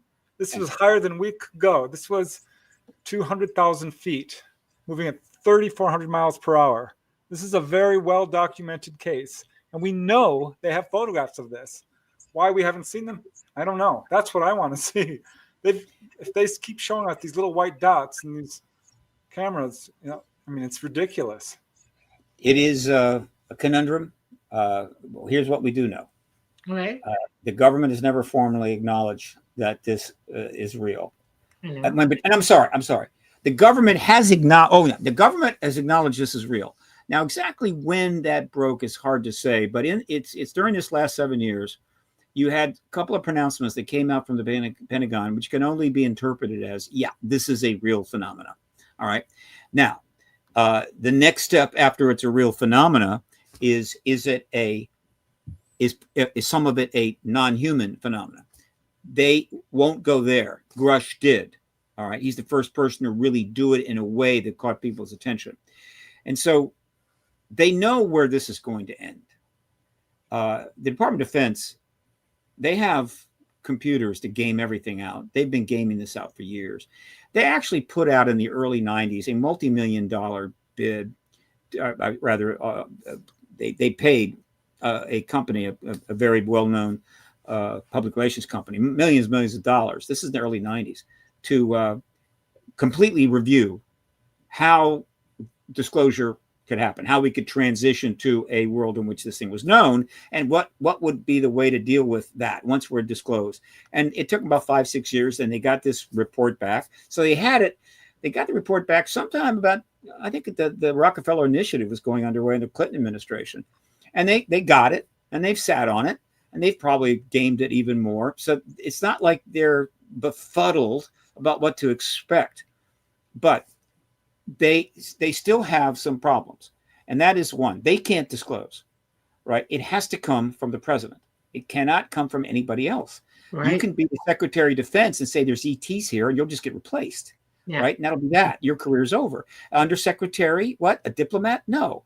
A member of Congress? We've had astronauts say there's ETs here. Didn't matter. It's got to come from the president. In the same way, we're not going to send troops overseas to fight in a war or even draft them to fight in a war unless the Congress, under the law, declares war. It has to be formalized that way. And once the people are going to get drafted and go to war, somebody else could come out. A couple of senators could say, we need to go to war. We're not going to war. It's the same thing here. When you get to matters of this magnitude and importance, it has to be coming from the appropriate source, the appropriate level. And the level here is the There are two instances where war can be declared by a president, and that is imminent threat. If we have been attacked and it's coming at us, a president can pull the trigger and you can't stop it. It will happen. He has the military at his disposal and he can call it at that moment. You're probably right. Yeah, you're probably right. I'm doggone right. I'm military. I grew up with this. I know. But even that is under a stricture. It's under a process, right? It's not the you could declare war. Roosevelt did it when Pearl Harbor happened. Guarantee you that was the end of that. He didn't ask Congress anymore. We went. He made the decision. Look it up. No, I agree. I'm just saying, but still, it was the president. It wasn't like the Secretary of State. That's exactly right. That's a moment where the president can pull the trigger on that one. There's another reason why we can go to war, okay? And that is if another president in another country absolutely makes a direct threat and says, we are going to bomb you, we can instantly go to war. Congress will immediately go, yeah. But the president's already called it at that point. He's already pulling the trigger. He's already told Congress, you're going to say yes, because I now have an imminent threat on us. That's the second reason. Now, I don't know if you pay attention, but Putin has a thing out on the internet right now. And I know two people who speak fluent Russian who say this is the real deal. He's made threats against the U.S. He had it on for 24/7 for several days on the internet, threatening the U.S. because of what the U.S. is. He's been threatening the U.S. for months. Yeah, but this is recently. He started this like a week ago. Yeah, he took it up a notch. Okay, so we have that working at us. And we have a president incoming who's trying to stop that, okay? We also have another issue at hand here. And I want everybody to think about this. I mean, I don't understand how we could not think of it. Once we all know that ETs are real, we have to be able to stay calm for 5 minutes while we all come up with a plan on how we're going to react to it. And that way, the only way they can disclose is if they already have a plan in place for the reaction. Because it's not just us that's thinking about it, it's them. You let that cat out of the bag and there must already be a decision made. Friend or foe, do we contact them? Do we actually make an open statement to them and say, all right, we're here, we're listening to you, come on and let's have some détente. Knowing full well that if we pull a trigger on any sort of a weapon, first of all, couldn't hurt them. But if we did, what the consequences of that would be. They would have to open diplomatic relations with ETs at that point as well. That has to be part of the plan, all of it. And we all need to be thinking about this stuff. We all need to be making these decisions. Well, we know they're thinking about it for sure. Yeah. You know, we have to understand the veracity and the truth of the whole thing and see it as a whole. And disclosure isn't going to happen in 2 weeks. It's not going to happen in 2 months. It's not going to happen in 2 years. It is a long, drawn out, horrific process. You're already in the middle of it, and you know that. What we're seeing. 77 years is not drawn out enough. That's a long time. It's like pulling teeth. You know, it's going to be pulling teeth. In the meantime, we have ET up there, which, by the way, just so you know, I'm telling you the truth about this. They are physically not in our solar system at all. They're not on the planet. They are not here. And there are scientific reasons why they are not. They are way far away doing their thing because we got issues. They got issues too because we're all in the same galaxy to most of us. And what's affecting us is affecting others in our galaxy as well. And they're busy, okay? And they can't fly here because they won't crash anymore. They refuse because they've watched what we've done with what they crashed with and they couldn't take back away from us, okay? There are reasons so where for are we everything. going from here, though? That's what I'm interested in, you know, because, you know, now we have a new president. We've got all these new people coming in. Are there more hearings scheduled? You know, what What do you think is coming down the pipeline? I can tell you pretty much what I'm anticipating now. So just, nuts and bolts, current situation. Senator Gillibrand has expressed an interest and willingness to talk to Bob Salas, the leader of the nuclear weapons shutdown witnesses. I have delivered a full set of the witness statements and affidavits to all of the Intel Committee offices, which includes hers, of course. I've also submitted a set of those affidavits to pretty much everybody on the subcommittee of the House Oversight Committee. I've met with Mace. She has met with Bob Salas. What I'm trying to do, and I'm also working with Tyler Roberts on this, who is very much involved. He's made contacts on the Hill. He's interviewed Mace and so forth. This is where a lot of stuff is happening, because it's one thing for an activist to show up and say, I want to talk to you, but it's another thing for a person with a camera and a documentary to show up and say, well, I want to film you, I want to talk, because they like to be on film. They like to interact that way. So podcasters and documentarians are part of the engagement, and I'm happy to ride their coattails. In any event, we're close to maybe seeing, well, let me put it this way. There's a better than ever chance now that those nuclear weapons witnesses will testify. Now, they should testify in front of the Senate, right? But if it's going to be the House, fine.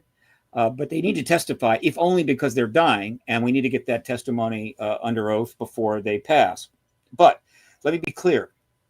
These witnesses, when they finally testify, this is the most powerful testimony we will have heard up to that point. And the DOD knows this. In other words, when you've got SAC-based command officers who were running nuclear facilities confirming to you that our missiles were shut down while a UFO hovered over the base, and the security guys were running around like crazy, and it happened not once, not twice, but 3 or 4 times, and then you got another witness confirming that the research has shown that it's happened in the Soviet Union. Thus, you've confirmed that they've shut our weapons down. Just that, not only confirms their presence, but it raises the most important, probably, aspect of this in the issue today, though that may change, and that is there is an incredibly important connection between our nuclear arms race and their presence. They didn't accelerate their presence coincidentally after the bombs were dropped in Japan. There is a connection here that we can surmise. I have my views on it, but until we actually have direct contact with them, we don't know exactly what it is, but it's really important. And so those witnesses are going to galvanize the world's attention. They won't be alone. There should be another 15 or so witnesses with them, like David Grush types. That blows the truth embargo up once and for all. The president comes forward and confirms. All right. I want you to ask a question of everybody. I want you to ask a question. Let's not let this drop. When they shut down the nuclear plants, they shut down the rods for meltdown. They did not go into meltdown. None of them. This meltdown. They didn't melt them down. They just turned them off. Okay. When you turn off a nuclear power plant, the rods will melt down if they're in active mode. They will start to melt down without power. So they couldn't just shut the power off. They had to put them in inactive mode. These were missile so they sites. They don't. Not just you're talking nuclear. You're talking about nuclear plants, energy plants. I'm talking nuclear weapons. Yeah, but I know. But I'm telling you, they've shut down a nuclear power plant as well to that facility at the same time, and you don't know the truth of that. And they were showing them in no uncertain terms that it can be done, and that why. Ask yourself why. You need to ask those questions. If you want disclosure, you need to know the entire circular truth of this. They didn't just go after bombs. They didn't not. They went after the power plants that supplied the energy to those bombs, and they made the nuclear rods not go into meltdown so that they would not melt down and cause an explosion. That's the point. They were showing that they could make it inert and that it's dangerous. They made the point, explicitly made the point, and they didn't just do it to us in Russia. They did it to China as well, in India. Nobody's telling the truth about anything. This is a I worldwide think that event. point has been very clearly made by Robert Hastings in his book, UFOs and Nukes. I mean, we know there's a connection here. It's undeniable across I'm the not. board. I'm not aware of research on shutting down nuclear plants, but if it's there, I'd love to see it. If Now, there's well, any I'll give you difference. another reason why it's important to understand why that's important. If we get EMP'd in a war and this entire country goes down, our grid pops off, what Yeah. happens to all those nuclear plants? They don't have backup generators at that point. And Right. every single nuclear plant in our country and everywhere else that they are EMPing at the time will melt down. Well, they have And backup generators, but they're not infinite. I mean, it's going to be a major problem. excuse me, backup generators will not work after an EMP either. You cannot make Or major anything work CME, right. electrical. Nothing. It will be dead. And every single nuclear power plant, look it up, will melt down. If I hear one more person tell me they have backup generators in an EMP, a CME, once those go offline, they're offline. It is Stone Age moments at that point. And every single nuclear power plant in the country and probably the world, if they start a war like this, will melt down. And that risks our lives. That's why ET doesn't want us messing with this stuff, because we're our own worst enemies and always have been. And this is, it's like, if you want to decide who's right and wrong here, or who's trying to tell the truth and who isn't, look at who's not telling the truth. Look at what ET is trying to demonstrate, and then make up your mind about who is friendly and who is foe. Yeah, Okay. well, I think this is exactly what we all do agree upon. That's why it's important to get connected to the nuclear issue. Yeah, because experiencers aren't talking off the bottom or the top of their heads. They have absolute information. They have scientific knowledge for this. I'm not the only one. Okay, there are plenty of us out there that can tell you the truth about this stuff. They have knowledge, absolute knowledge, and the government doesn't want to hear it because we will pull the rug out from underneath them and make them stand out as the big liars here. And that's what they're afraid of. That's why disclosure is going to cost you a lot. I have another question for you. You talked about Hollywood and them doing movies and stuff. Are they going to tell the absolute truth? I mean, are you going to use information that's proven on the record, blah, blah, blah, blah, blah, and not have it become a melodrama? Hollywood doesn't have a good record. Look what happened to Fire in the Sky. Yeah. All that we can do is and what the Hollywood Disclosure Alliance is about is to, we got 180 members right now. About half of them are Hollywood and half of them are UAP. Some people have a foot in camps, but, and obviously we'd love to see, higher level people in Hollywood come in. It takes time, right? We do have one Oscar winner. We could have two maybe, but the idea is you can't work together if you don't know you exist. I mean, this is a way for people to know who is willing to work on this issue in Hollywood and who wants to help you. And so the idea is, to the extent that the big shots who have done some shows recently, Spielberg did one, but he made some big mistakes. J.J. Abrams did one. He made some big mistakes. He wouldn't have made them if he talked to some of my colleagues. But he didn't have the right information, so he screwed up a little bit. It's okay, but we want to improve on that.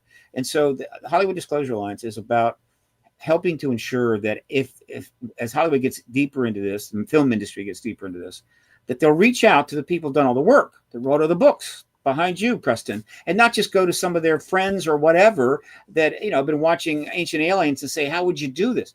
And so, in other words, we're trying to break down the wall, right? The stigma wall that has separated these two all these years, and we get it, right? And that's what it's about. Hopefully, the documentary work will be good, but will it be flawless? No. There'll be narrative fictions That's that the are point. like Google, which is crazy and wild, but Paul didn't mind, and it got his father some exposure. That was cool. But overall, we want to see Hollywood be a plus in terms of the messaging and in terms of the quality information it provides. In terms of their fictional stuff, they'll continue to do science fiction. Whether the truth embargo will enhance the interest in science fiction or reduce it, it might very well reduce it. Because once you know there's real aliens here and you kind of know what they're like, and somebody wants to make another alien movie and you're going, they don't look like that, right? They're not dangerous like that. What's this? I mean, it could ruin sci-fi alien movies, but that's tough. Too bad. So that's what's going on there. So the process in an activist movement of this magnitude, you have to understand you're dealing with something so much bigger than yourself, so much bigger than anything. and you do the best you can. It's not going to be perfect. There's going to be plenty of problems and flaws. It will take too long. Every activist movement of any size of the 20th century was like that. The civil rights movement was messy and difficult and complicated and distracted, and there's all kinds of internal problems. And yet ultimately they got some key legislation that altered people's lives. Have they solved the problem? No. So when we get disclosure, does that solve the problem, Nukes? No, it doesn't. But what it does, and this is what it gets down to, and I think in the simplest way to explain it, and Danny Sheehan, of course, this is the center core of his approach, is that everything that we deal with in this life, the things that are going on around us, the decisions by governments, institutions, and so forth, and even our neighbors, all comes down to, at one degree or another, their worldview. The worldview they carry around in their head every day. They wake up in the morning, they take it to bed at night. The way they see the world through their eyes determines how they act, what they decide to do. And you have collective worldviews, you have institutional worldviews. And those worldviews kind of talking everybody in their head. That's a fact. That is a fact. You just pointed out one of my worst nightmares in life is that when we're talking, people are thinking at the same time, and what they think is overriding what you say. And it's worldwide. It is. Learning to listen is a worldview decision. Some people have the worldview that listening is a good thing, some don't. But what I'm trying to get is in its simplest form, and it's obviously very crude, is that we have painted ourselves into a corner, dug ourselves a hole too deep to climb out of. We're posing problems that we cannot solve. We're over our head, and we're headed for extraordinarily awful things. Okay, I believe the ET present, and one of those awful things, of course, is nuclear weapons, nuclear war, and as you say, the potential for multiple meltdowns. Plus, we've got millions of tons of nuclear waste we don't know what to do with. I could go on and on and on. And so the ET presence is hooked to that in a way. Now, what's the logical way to look at it? The way is this. Disclosure will be a paradigm shift of major proportions. It will change the worldview of every living person practically, unless you live in a cave. I don't care who you are. Once you learn that we're not alone one way or another, it's going to change how you think. Some people a little bit, some people it's going to be huge. It's going to change institutional worldview in an even bigger way. And so suddenly, right away, the day after disclosure, the entire world, to one degree or another, starts to think about things in a slightly different way. Their worldview has shifted. And it is Danny's view and my view, and I hope the view of many, that this worldview shift, because it's so large, so comprehensive, worldwide, it has the potential to make it possible to solve the problems that have put us where we are that are currently unsolvable. And the best example is, in fact, the equivalent of a scientific paradigm shift, which is where that word came from. Thomas Kuhn is the one that really got that going, and primarily it was applied to scientific paradigm shifts. Okay, like relativity was a paradigm shift. Quantum mechanics represented a paradigm shift. Okay, so what is a scientific paradigm shift? The simplest way to describe it is this. It is a change of perspective and understanding that is such a leap forward that it takes you to a very different place ahead of where you were, a substantial leap. Okay. Now, the most cool thing about a paradigm shift is that when you make that leap to this next place, this shift, okay, you suddenly realize you now have the ability to take what you've learned in this paradigm shift and come back around and start solving scientific problems you couldn't solve before. In other words, you couldn't solve that before, but in the new paradigm, you can. And so you go back and you start solving other things. It's great. That's the way it is in science. Now let's transfer that to the social system, right? Human system. Okay. I'm almost finished. Let me wrap this. Right. So essentially, the paradigm shift of knowing we're not alone, this worldview shift of extraordinary implications and breadth, okay, takes us to a place we weren't before, viewing the world in a way we couldn't before. And in that place, it makes it possible to come back around and use that new understanding and perspective to start solving the problems we couldn't solve before the paradigm shift. And the other metaphor I like to use is that disclosure is a master key. That it's forged the day the president confirms the ET president. A forge is a master key. And that key goes to a huge number of rooms. Pick a number, 1,000 rooms, everyone locked. And behind that room, that door, rather, 1,000 doors. And behind that door is a room. And in that room is the solution to one of our problems. And that master key now can open every one of them as we choose to do. Without that master key, the door stays locked and the problem stays unsolved. And we just basically slowly slink into, misery. Right. And so that's how I think of the truth embargo, a master key. Does that mean we're going to open those rooms? That's a decision. Does that mean that we're going to easily solve the problem on the other side of that door? Not necessarily. But does that mean we have at least a path forward that doesn't end in catastrophe? Yes, we will have a path. The question is how we use it. And that gets to the next aspect of this, which I talk about, of course, is that, and I feel strongly about this, I will even place a bet on FanDuel, is that the ETs have an agenda. It's obvious they have an agenda. It's not hard to figure that out. Okay. And now if you want to move that agenda forward, I see it playing out pretty much this way. They are facilitating disclosure by their actions. Right now, I know. Disclosure is an ET agenda, but what do you think that agenda actually is? No, I'm saying they have an agenda that includes disclosure from us on our part, okay? And they have helped that agenda by constantly kind of nudging us. As we approach disclosure right now, one of the most remarkable things going on, it started about 2 years ago, is what now is referred to as drone swarms. Drone swarms around ships, drone swarms around some of our sensitive facilities and bases, not only here, but in the UK. Now, most people say, yeah, drone swarms. I saw a bunch of those. They had all these drones out on New Year's Eve and they did this fancy stuff and they created these designs in the sky. That's not what I'm talking about, though those are drones. I'm talking about drones of various sizes, small to larger, around our sensitive facilities and ships. Why is that important? It's important. Well, there's two reasons that's important. I'm going to interject before you go on. First of all, we have more drones than you could possibly imagine worldwide. Sure. We're already using them. We already have. I've been in the military. Trust me, battle labs were a big deal. Okay. Mm-hmm. Everybody knows how to fly them remotely. Everybody. Navy, Army, Marines, all of them. They have thousands and thousands and thousands of them. We're about to go to war. Everybody's watching everybody else. The Chinese decided it was cute to throw balloons into the mix and flew balloons over our country without us shooting them down.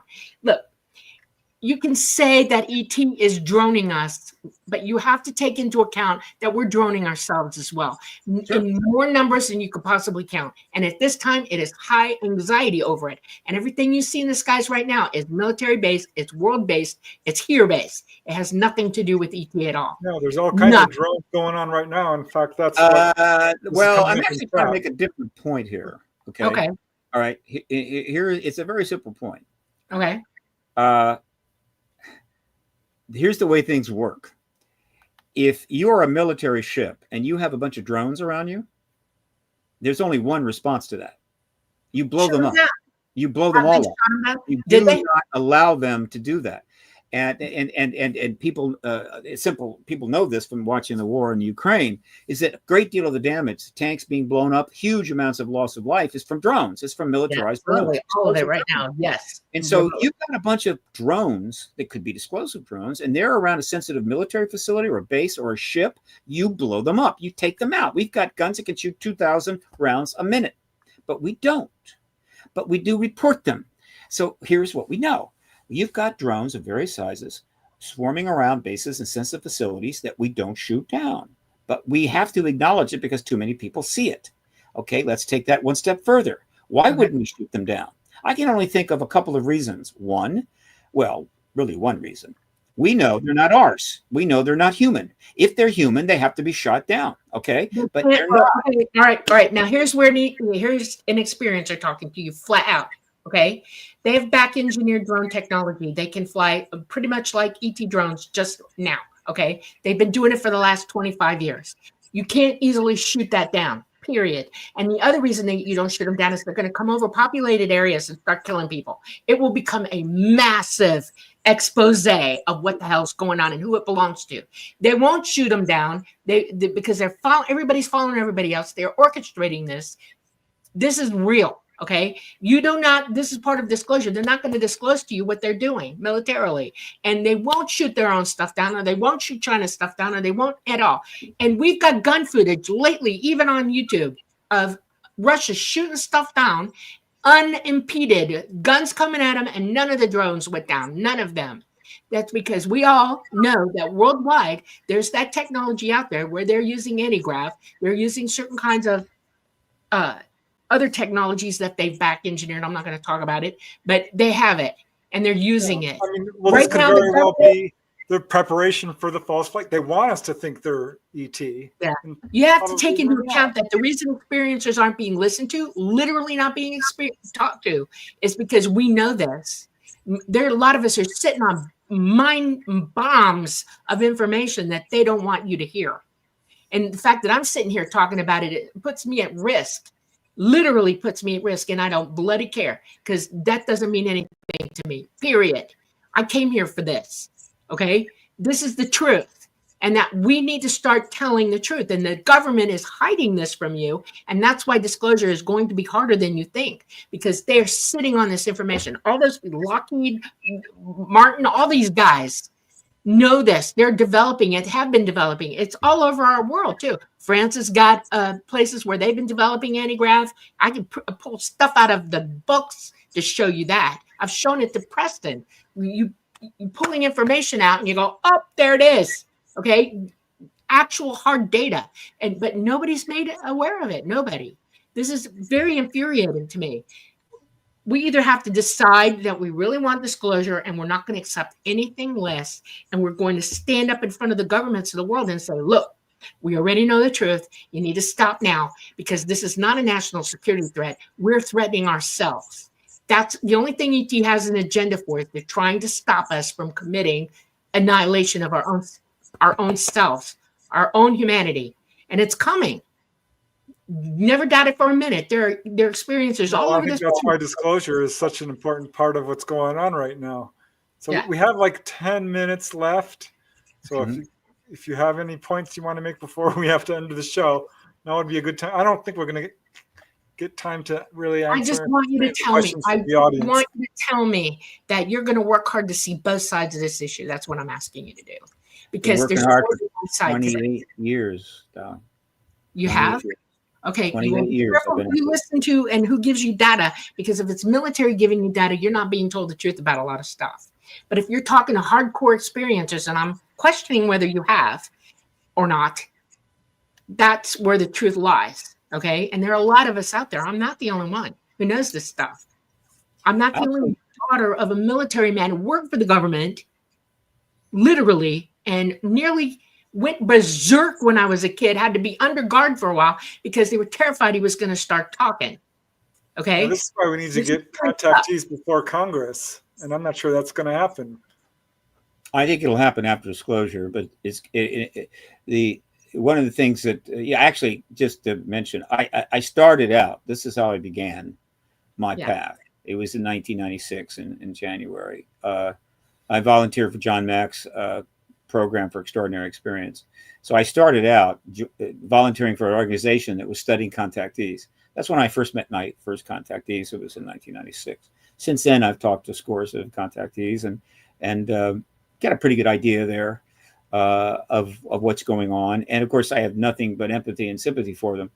But not everybody needs it. Some people they thrive on it, but it's not an easy road. And that's why I've talked about contactees even early on. Initially I didn't, but ultimately I just could not do that. In other words, I knew it could not be the point of the spear. We could not get disclosure by adding contactee evidence on top of all the what we'll call basic fundamental science evidence that we had. The politicians couldn't deal with it. The media wouldn't deal with it. So they've had to suffer. They've had to continue their lives without getting resolution on this, but it's coming. And one of the things I like to point out is that in the day after disclosure, which is where all this is going, the press is going to jam the briefing room at the White House and the Pentagon and any other briefing room in Washington, D.C., where anybody knows anything. And they're going to have a million questions. They're going to be packed. They're going to be on fire. And they're going to be asking the questions we would expect.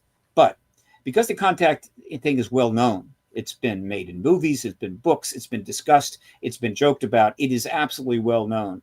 A reporter on day one of the post-disclosure era, when if that person get their hand seen, they're going to actually ask them right then and there, first day, they're going to say, well, you have confirmed that there is a non-human presence. Does that mean, is it true that that human presence is abducting or taking human beings and doing experiments with them or something? That question will be asked on day one. It's the wrong And question. thus begins on anybody. the Yes, era.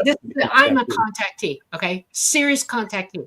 And I can tell you for a fact, knowledge, experience on coming from me with a lot of proof that their agenda, their period agenda, is to keep us, help us realize that we are the ones with the problems. We're the ones who are killing each other. We're the ones that are weaponizing technology to the point that now we are dangerous to everybody on the planet. Okay, we are on a small planet in a solar system and a galaxy, and we are our own worst enemies. We don't work together. We hate each other. We are afraid of each other, and yet we don't line that up in our head. Nobody's willing to admit that that's our agenda. That's who we are. And all ET wants us to do, period, wake up, look at ourselves, look internally. You want disclosure? Yes. And the first question you need to ask yourself afterwards is how you're going to react to it. And trust me, the first thing that everybody needs to admit is that we need to stop being aggressive. We need to stop all of it. All the science in the world isn't going to happen or help any of us until we stop being aggressive. Period. So the question is, how do we go about that? And I think the way it'll play out, the projection I like to make is that we're getting nudged and we're doing some work ourselves. We're going to get disclosure. We're going to get the confirmation and go out worldwide. Now, obviously, what happens after disclosure day is that, well, a whole lot of people are going to start watching a lot of movies and reading the books, and the scientists are going to jump in, and it's all going to get heavily engaged. It'll be a giant worldwide learning curve. I think it'll take about 2 years. I think in 2 years, you're going to have a huge body of knowledge established, well understood, being taught in the whole 9 yards. And people are even getting a little bored with the whole thing. At that point, something else becomes appropriate. And again, it's all about, going about things a certain way. Open contact. So I project open contact in 2 years. Now, that, interestingly enough, would put it right around the end of 2026, early 2027. Open contact, what is that? It simply means that there is conversation going on between ETs and our authorities, and we're actually being told what that conversation is. Are they sitting down in a room and we got a camera? I have no idea. You realize, I can tell you personally that that's not going to happen. If we have contact with ET, everybody's going to hear it all at the same time. ET is that advanced. Every single person on this planet will hear what's going on. Every single person. No government will be in control of that. No government, nowhere. That's how advanced they are. You have to work with how advanced they are. You have to. You understand that when you can shut down a nuclear facility and all the rods and stop their energy backups, that's ability you don't have. And if you have to assess their capabilities, you have to understand that they are way far and beyond anything we've ever even dreamed of knowing. Just back engineering their technology has taught the scientists on this planet how far down the line we are and how much they still need to understand and know. Ask Elon Musk. He understands that. He's trying to go for it. I can give you point by point why he's doing what he's doing with what I know. It's not a joke. It's real. We have to understand that ET does not care to harm us. They do care whether we're going to harm ourselves. We are people on this planet. We're part of the whole thing in the whole universe. There's more than one civilization out there. We're not the only ones. This is truth. Absolute, abject, subjective truth. Okay? And the idea here is this. We must assess ourselves while we're doing disclosure. That's the point by point by point that you need to have a plan ready in your mind, because you're right. Unless people know the truth, the whole truth and nothing but the truth, it will go crazy. Anarchy will ensue. It will, because people are going to be fighting each other because that's all they know how to do. Well, United States has had a good run. Countries don't last forever. They almost always have a revolution. So we'll see what goes down. But well, the time is there's more going on than you know, Stephen. Trump? Do you think he's going to be the guy? Trump is going? Do you think he's going to be the I guy who think basically that, says? well, right now, there's still a chance to have a hearing in front of the Senate in December. Still kind of make that happen. If we could get that hearing, get the witnesses together, we could have disclosure before the end of the year. In which case, that's out of the way. Now, the advantage of that is it's done. The world knows. And so the new president comes in on the 20th of January, and that issue is resolved. We've had disclosure, and now that president can focus on just how are we going to deal with the post-disclosure world. If we don't get it done, then as the new president comes in January 20, the whole issue of disclosure and how are we getting there and what's still hanging up there along with everything else. Right. And so it just makes it even more difficult. This is a nonpartisan issue. And one of the good things about it is that just about everybody involved, from Gillibrand and so forth, have gone out of their way to say how nonpartisan this is. And that's good. And so because for a number of reasons, I think that Trump's going to engage it. If we haven't gotten it done, he's going to engage it. And we could easily have it one way or another. I can't foresee how it would happen. I would like it still be in the Senate, set the president up. President Trump comes forward and announces it. But I think we could have it by the end of March. I don't think he's going to sit on it. And so now it's up to us. Do we want to try to? It's a decision that the Senate has to make. They want to try to get it done now, or they want to kick the can to the next administration. The House is not waiting. The House is absolutely pounding this issue. I think that Mace is going to have another hearing in December. If she does, there's a chance we can get the nuclear tampering witnesses in, and that will be one hell of a hearing. It will be huge. Will it be enough to trigger disclosure? I don't know. I will say this: 3 solid hearings in the House may be the equivalent of one huge hearing in the Senate. Don't know. But it's possible. But I certainly want Mace to have another hearing. She said she will. I think she should have it in December. One of the nice things about now is the election's over. Everybody knows who won and who lost. You're not going to run again for at least 2 years.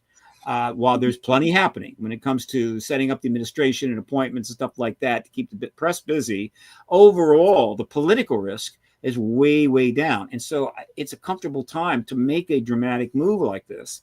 And I hope the Senate considers it. I just was up there today and I provided a very nice set of witness statements to all offices of the Intel Committee, all 17.